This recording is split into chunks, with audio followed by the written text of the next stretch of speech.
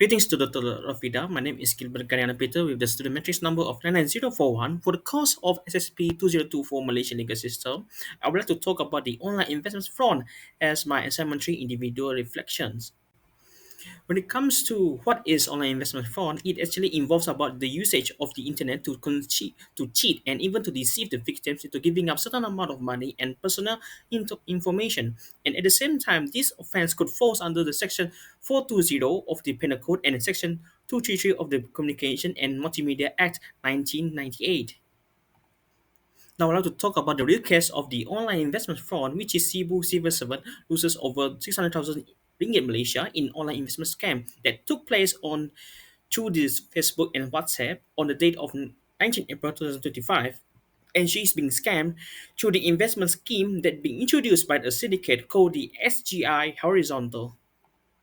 And this is the evidence of the real case of the online investment fraud from the previous cases.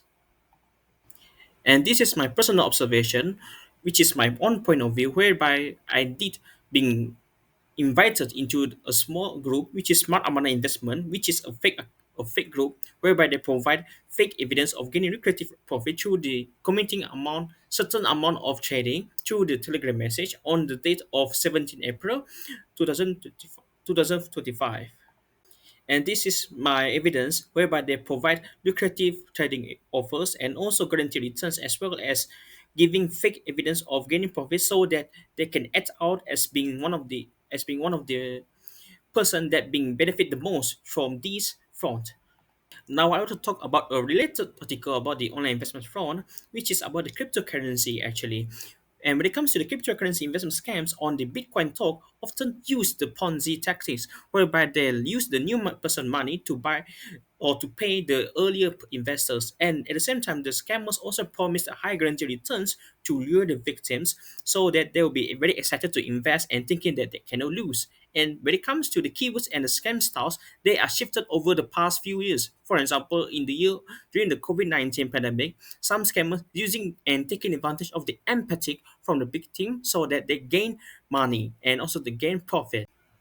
I could highlight two similarities from these three cases, which is real case, personal observation from myself, and also the article, whereby they are having the false investment promises, which is they are advertising the high guarantee returns. And when it comes to the victim escalation, they are using the tactics of escalated payment tactics that being used on the article that result. And this is the article that I refer to throughout this process of doing my assignment. Now, I would like to talk about my own personal reflection of the online investment fraud throughout, from the beginning until the end. Which is the first question is: despite the law, why do people still commit the online investment fraud?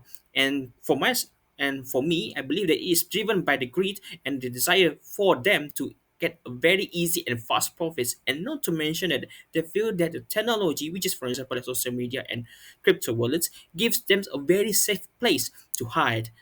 And at the same time, when it comes to the question of which social, cultural, or religious norms does this offense interfere with, for me, it is against the social norms whereby the online investment scams they interfere with the public confidence and public trust in the digital transactions. And at the same time, this fear could actually discourage them to adopt or even to use the digitalized e-commerce, which is for example like online banking. Next, how does the Malaysian legal system protect these norms? So, one of them is enforcing and amending the strictest laws to punish the fraud under the penal code, such as the Section 420 on cheating, and not to mention that they do provide more judiciary power for the courts to deliver justice and set an example with sentencing in accordance with the Malaysian law. The last question: which does more effective job, the Malaysian legal system or the Malaysian politics? For me, it is the legal system that does more of the effective job because they directly enforces the punishment upon the offenders through the arrest, prosecution, and imprisonment. And not to mention that when it comes to the political system, they're only able to help indirectly through the policy directions. Meanwhile, only the legal system process can punish the offenders, and not to mention the political campaigns can raise the awareness, but they do not always result in an immediate protections for the victims. In a nutshell, online investment fraud remains as one of the most serious threats in Malaysia, despite that there are existing laws and policy in place and enforced too.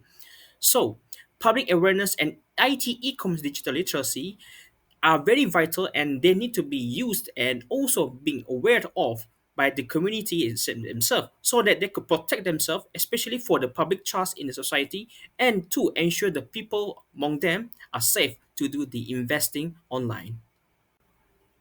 Now we are at the end of this video. I want to thank you and have a nice day to the viewers.